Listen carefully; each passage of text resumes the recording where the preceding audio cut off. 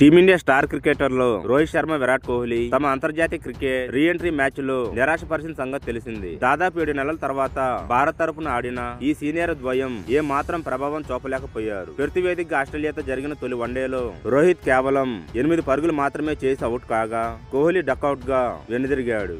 వీడియోను చూసే ముందు చిన్న రిక్వెస్ట్ అండి, వీడియోను లైక్ చేసి మీ సపోర్ట్ ని తెలియజేయండి. మొదటిసారి మన ఛానల్ ను చూస్తున్నట్లయితే సబ్స్క్రైబ్ చేసుకుని పక్కనే ఉన్న బెల్ ఐకాన్ ని ఆన్ చేసుకోండి. Bounce and fast earth pitch పై ఆసీస్ బౌలర్లను ఎదుర్కోవడానికి వీరిద్దరూ ఇబ్బంది పడ్డారు. హిట్మెన్ జోష్ హజల్వుడ్ బౌలింగ్ లో ఓ బౌన్సర్ బంతికి దొరికిపోగా స్టార్క్ బౌలింగ్ లో డ్రైవ్ ఆడేందుకు ప్రయత్నించి కోహ్లీ అవుట్ అయ్యాడు. ఇక అడలైడ్ వేదికగా జరగనున్న రెండో వన్డేలో అందరి కళ్ళు వీరిద్దరి పైనే ఉన్నాయి. తొలి వన్డేలో విఫలమైన రోకో అడలైడ్ లోనైనా రాణించాలని అభిమానులు ఆశిస్తున్నారు. ఈ క్రమంలో అడలైడ్ ఓవల్ లో రోహిత్ కోహ్లీ ట్రాక్ రికార్డ్ ఎలా ఉందో లుక్ చేద్దాం. ఈ మైదానంలో కోహ్లీకి మంచి ట్రాక్ రికార్డ్ ఉంది. ఇప్పటి వరకు 4 వన్డేలు ఆడిన కోహ్లీ 61 సగటుతో 244 పరుగులు చేశాడు. అందులో 2 సెంచరీలు ఉన్నాయి. ఈ మైదానంలో అతడు చివరగా 2019లో ఆడాడు. అయితే ఈ ఓవల్ స్టేడియంలోని పిచ్ తొలుత ఫాస్ట్ బౌలర్లకు అనుకూలించినప్పటికీ నెమ్మదిగా స్పిన్నర్లు గేమ్ లోకి వస్తారు. కాబట్టి ఈ మ్యాచ్ లో కోహ్లీ సత్తా చాటే అవకాశం ఉంది. ఈ ఓవల్ మైదానంలో కోహ్లీకి